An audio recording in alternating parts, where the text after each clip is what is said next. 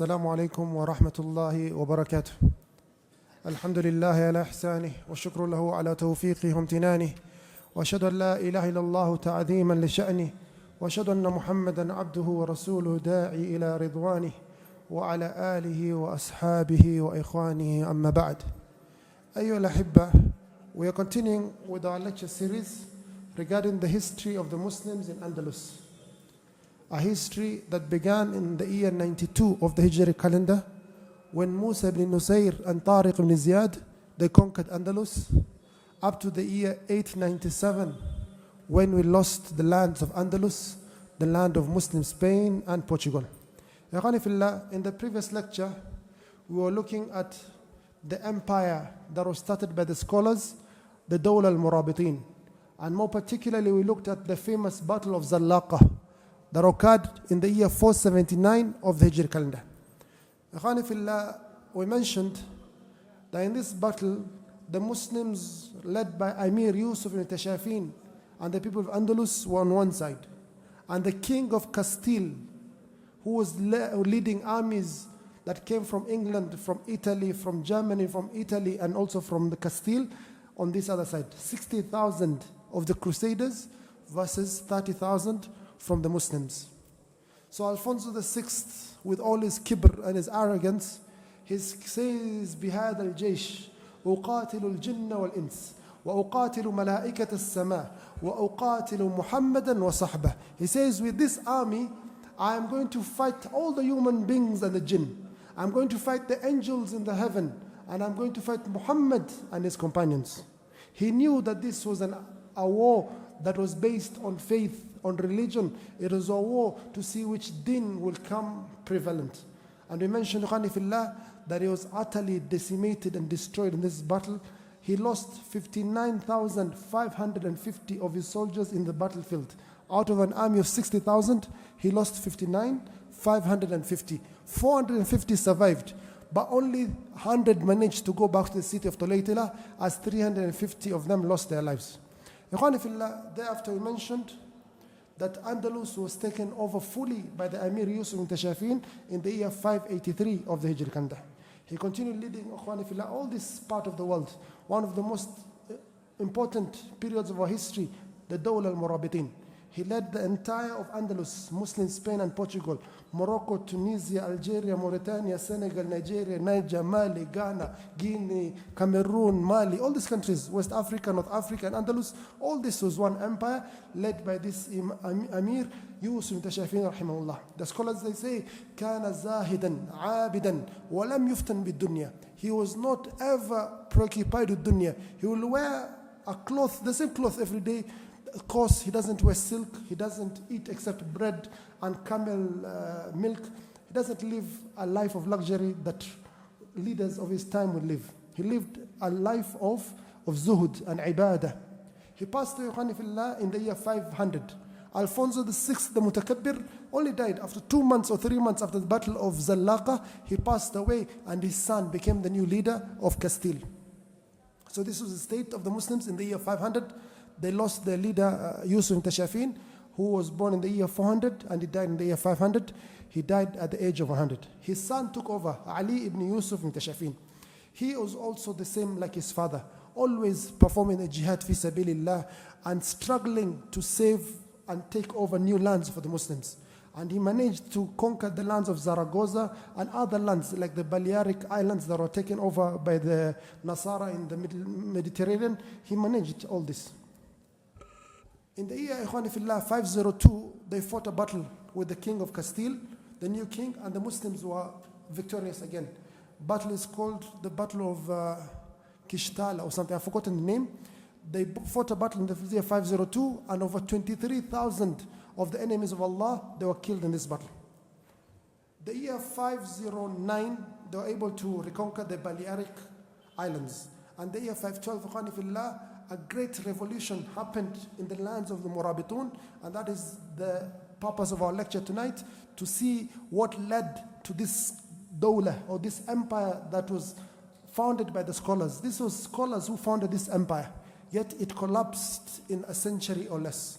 Why did it collapse? It goes back to the events of the year 512 of the Hijri calendar, what are the events of the year 512 of the Hijri calendar that led to the fall of the Dawla al-Murabitoon. This is our lecture for tonight, Ikhwani Fillah.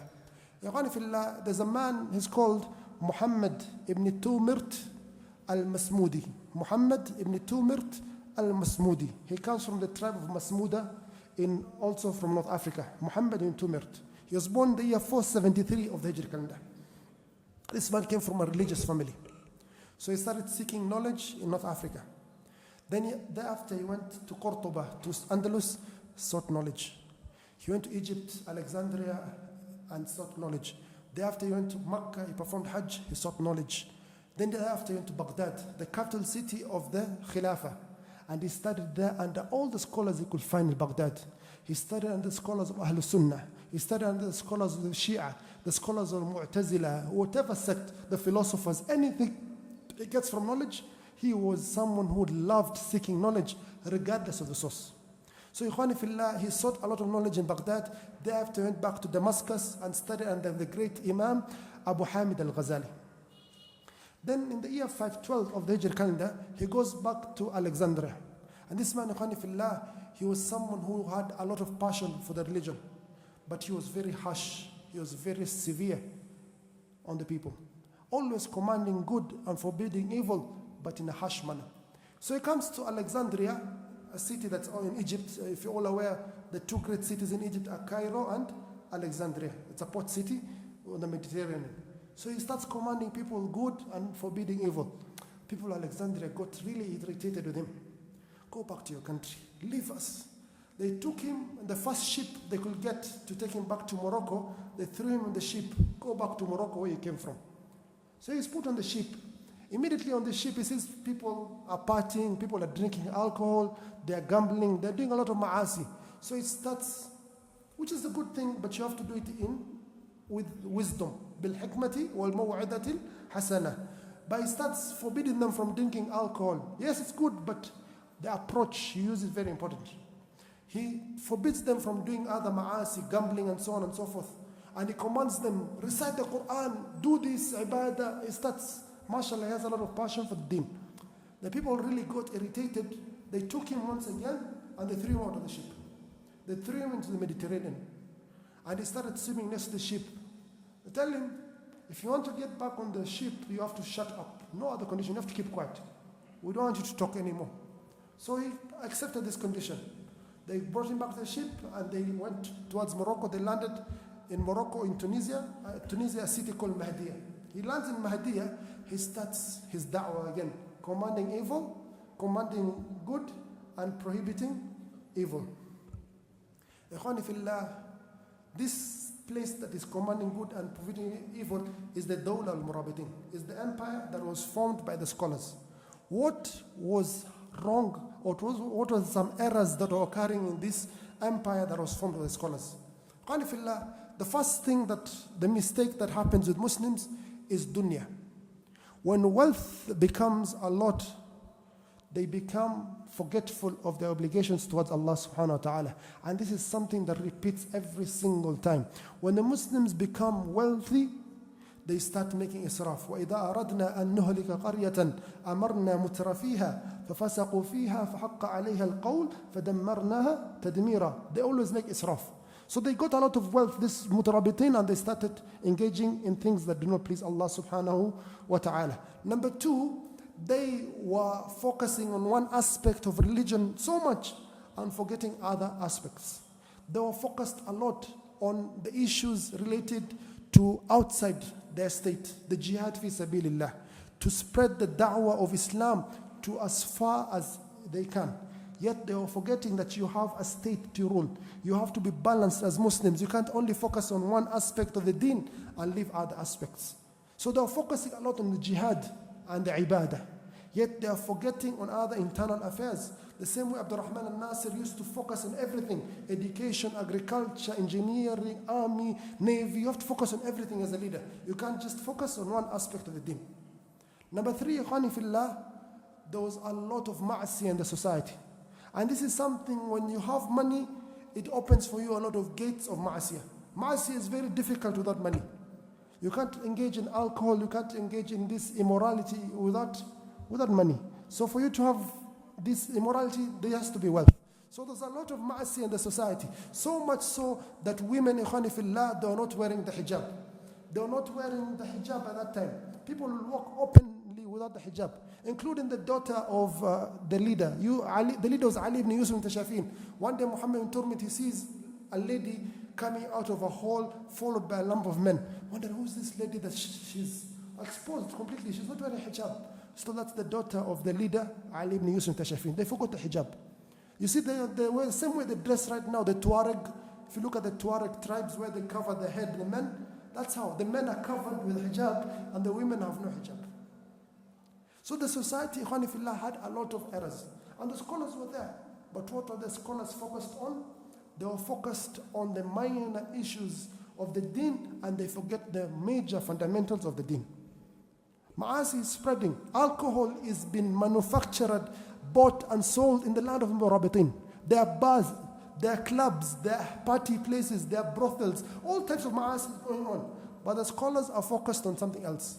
And it's the same thing in our time. Sometimes you see some scholars, you're like, mashallah, that is not the thing that you should be focused on. There's something else that's bigger that will harm the Muslims even more. You should focus on that more.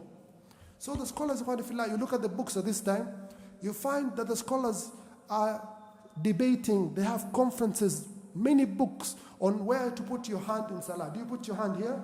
Or do you use centimeter on the stomach, upper stomach, middle stomach, bottom stomach? Where do you keep the hand in salah? The finger, when you're doing the tashahhud, do you keep the finger in the beginning of salah, or in the tahat, or in the middle, or in the end? Do you keep the finger stable, or do you move it? And if you move it, do you move it up and down, or do you move it anti-clockwise or clockwise? So the whole debate is on that. That's the focus of the ulama. And they're having debates. MashaAllah, the knowledge of Islam, the deen of Allah Azza wa Jal is so amazing, khanifillah, that we as Muslims do not differ on fundamentals. You talk to a Christian and ask them, do you believe in the Trinity? They don't believe, some of them, some believe. This is something that is a fundamental of their deen, but that they are fractured, they're differing upon it. But we Muslims, we differ upon these small issues. The major issues, who is the prophet, last prophet, Prophet Muhammad? Is salah of our pillar? It's a pillar. You don't find any khilaf amongst Muslims with regards to the foundations of the faith. So you find the scholars, fillah, Surah Al-Kahf. There's a dog mentioned in Surah Al-Kahf. What type of dog was that dog? Was it a German Shepherd? Was it a canine? Was it Chihuahua? I don't know what type of dogs. Sorry, I don't know the names of dogs. So what type of dog? What color is the dog in Surah Al-Kahf? The stick that Musa alayhi salam he threw, it became a snake. What tree did that stick come from? So people are debating and they're arguing and they're dialoguing about these issues. Yet at the same time, there is a lot of ma'asi continuing in society. So you have not prioritized. Then you find, they're talking about murji'ah, mu'attila, groups and sects that are not even present at the time. Sometimes, you go to some places in this world, and we used to know these people in Medina. In Medina, we used to know students who were real students of knowledge and people who just came there for wasting time. Why? Because you find someone who comes to a khutbah, and his whole khutbah is talking about someone in Egypt and someone in Yemen. Beware of that person. That person is of this. In Kenya, who's that person you're talking about? It doesn't make sense. It does not make complete sense. And from the pillars, when you're giving da'wah, you have to know the status and the knowledge of the people you're talking to. You come and tell me about an Indian scholar who did something in India and did, beware of him. I have never reached India in my life. Not even within 10,000 kilometers of India. Why are you telling me about this? Just tell me about what will increase my iman, what I am forbidden. Teach me the deen of Allah Azza wa Jal. So there was a complete fracture, disconnect between the scholars and the awam. The scholars, they're not commanding good. They're not forbidding evil. They're not talking the issues of society that are happening in society, the current affairs. They were attached by the things that were increasing. Yes, there's a sweetness, when you study knowledge, there's a ladha, mashallah, it's very sweet. Sometimes you hear some things, you're like, this is very interesting, it's sweetness. But you don't forget your obligation, you have people to teach. So they did not focus on the education of the people, So ma'asi spread in society. So Muhammad bin Turmit hada al-Masmudi, from the term Masmuda, he comes to Mahdiya and he sees all this munkarat and he starts calling the people to leave this evil and to follow the good. Only one person initially followed him, a person called Abdul Mu'min ibn Ali. This Abdul Mu'min ibn Ali is a very important person in Islamic history. So this person follows him and tells him, I have been seeking knowledge, I have been seeking the deen. Muhammad bin Tumrit says, I have the knowledge of the deen, I am a scholar, there's no scholar like me. And it's true, perhaps there's no scholar like him. He was very knowledgeable. كان بحرا في العلم. He was an ocean when it comes to knowledge. وكان شهابا في الدين, as Ibn Khaldun mentions. Very knowledgeable. So he starts teaching Dawood ibn Ali. And the group expands a little bit, they become 6 or 7. 5 more increase, so they're 7 now in number. And he starts calling them, teaching them. But he says the number does not increase. And the munkarat are all increasing in society. So he says to his followers, from henceforth, we are going to announce that these leaders are all disobedient to Allah Azza wa Jal, and all the people of this area of the world, they have to rebel. We have to start a revolution to overthrow these leaders, because if you want change in society, change has to be top down. Different from how Sheikh Abdullah ibn Yasin al-Jazuli started down up. The Prophet ﷺ started down up. It was easy for Prophet Muhammad ﷺ when he was in Mecca to say, Abu Bakr, Umar, you guys go catch Abu Jahl and finish him. You guys go catch Abu Lahab and finish him. You guys go catch Abu Sufyan and finish him. We start a revolution in Mecca. But that is not the way of the Prophet ﷺ. It is not the way of wisdom to start a new state on blood, on skulls, on dead bodies. It's not the correct way. So he says and announces that we are going to start a revolution in the land of the Murabitoon. All this land, we have to overthrow them. These people are not good Muslims. The leader at the time, Ali ibn Yusuf al-Tashafin, he hears about this new scholar who's talking these things. And decides, let us have a debate with him, with dialogue. This is, mashallah, it shows the goodness that he has. For any leader anywhere in the world, when he hears someone revolting, the first action is to take severe action on that person, be it imprisonment and most likely the death penalty.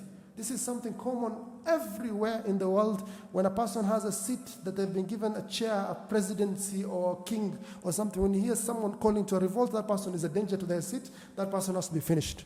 But this man, Ali ibn Yusuf Tashafin, no, he says no. Bring him, let us hear about you versus our scholars. We hear out. They had a debate, the scholars of the Murabitoon versus this man, Muhammad ibn Tumrit. Muhammad ibn Tumrit thoroughly defeated them. Thorough defeat. Because this is a person who studied under scholars of philosophy, scholars of logic. The knowledge those people had, even us in our times, we don't have that knowledge. They reached a peak of knowledge with regards to thinking and philosophy and logic, things we don't even know in our education system.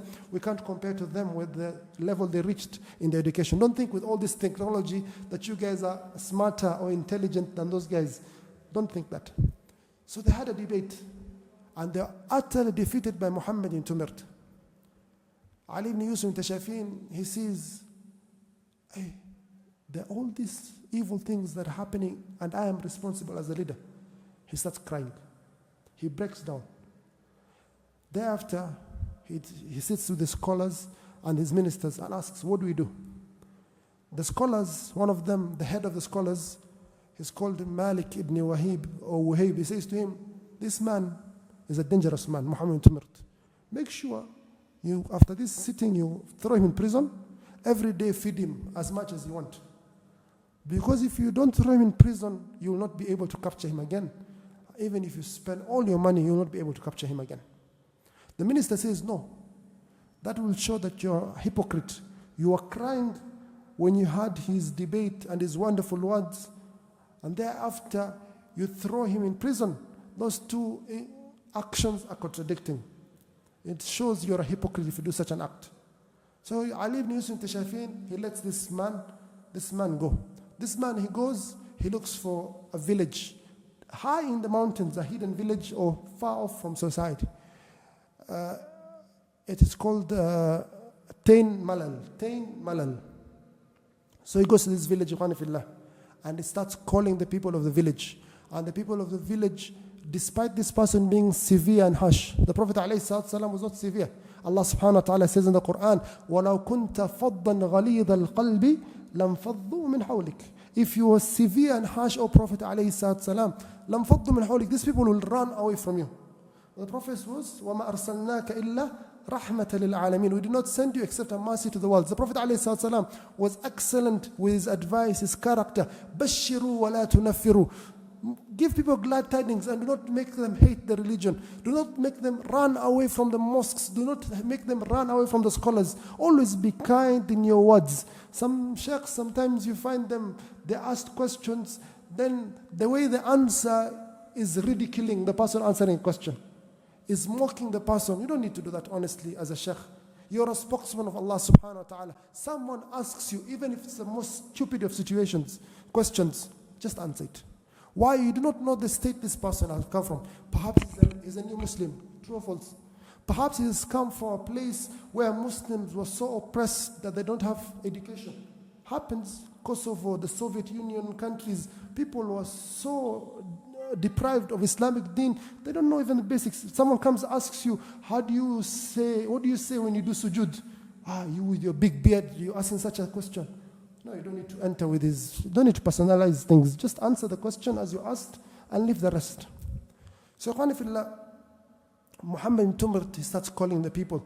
And the people, they see this man is a zahid, is a worship of Allah subhanahu wa ta'ala. He's memorized the Quran, he recites the Quran well. He knows Qala Allah, Qala Rasul, Qala Fulan. He knows the scholars, he knows the deen.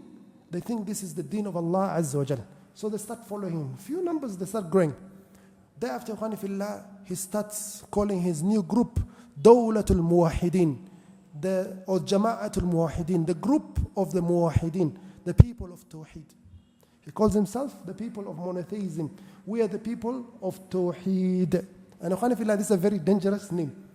This is a very dangerous name. Thereafter, he announces that I am ma'asum. I do not make any sins. I, as Muhammad ibn Tumrt, I am ma'asum. I do not make any sins. This he probably took from the Shia. If you see the Shia, the Ayatullahs and the Ayatul Uzza wa Manat, they don't accept that they make mistakes. They're free of sin. They don't make errors of judgment. So he says that I am free of sin, I am ma'asum. Whatever I say, you have to follow. I do not make a mistake. That's number one. Number two, he says that this Murabitoon, all of them, they are mujassima. They are people who give Allah subhanahu wa ta'ala attributes of the creation. We as Muslims, we believe in the names of Allah Azza wa Jal and His attributes, but we do not compare Him to any of His creation. Allah subhanahu wa ta'ala has mentioned in the Quran that He sees. Allah sees, we believe it. How does He see? We don't know. We just believe as Allah subhanahu wa ta'ala has mentioned without adding or decreasing. So for you to say that Allah sees, it does not mean you are comparing Him to the creation. Allah subhanahu wa ta'ala has hands. You don't compare Him to the creation. Allah subhanahu wa ta'ala has two right hands. As mentioned, وَكِلْتَ يَدَيْهِ, both his hands are right hands. You don't compare anything to the creation of Allah Azza wa Jal. You describe and attribute to Allah how Allah has described Himself and how the Prophet Muhammad sallallahu alaihi wasallam has described Allah. That is the way of Ahl Sunnah. But this man now claims that this Murabitoon, they are mujassima. They are people who give Allah subhanahu wa ta'ala attributes of the creation. Based on this, ikhwani fillah, he says that they're all disbelievers. The Murabitoon, the Dawla, the empire of scholars, he says all of them are disbelievers. The same fikra or the same ideology that you find with these extremist groups, the Khawarij. The always first thing they have to do is to call people or to remove people from the fold of Islam. They say based on X and Y and Z, this person is a disbeliever. Based on declaring this person to be a disbeliever, the scholars who follow him or work under him are disbelievers. His ministers and employees are all disbelievers. The entire government is disbelievers. Don't think these groups that come right now where they make takfir of the ulama or the dawlas, they came right now, they're from the time of Ali ibn Abi Talib. They make takfir, it's easy, kafir, kafir, kafir, kafir. And based on this takfir, ikhwani fillah, what happens? They make istihlal al-dima. The blood of these people are no longer ma'asum. They are no longer protected. Their blood is halal. So ikhwani fillah, he starts a project of assassinations and murders and killings in the land of Andalus. He starts fighting the Murabitoon, not because they are no longer Muslims according to him. And the people of Andalus believe this man, Muhammad Tumert, is talking the truth. And they follow his path. And they start killing fellow Muslims in the land of this area of the world. Andalus, Morocco, Tunisia, and so on and so forth. They met in minor battles and major battles. One of the major battles occurred in the year 519 or 518 of the Hijri calendar.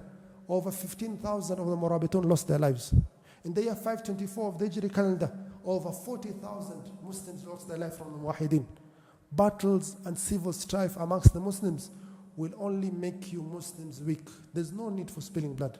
And Allah subhanahu wa ta'ala, the first thing that He will judge upon you on the day of judgment is with regards to the issue of blood. Meet Allah subhanahu wa ta'ala on the day of Qiyamah, and you do not have the rights of anyone upon you.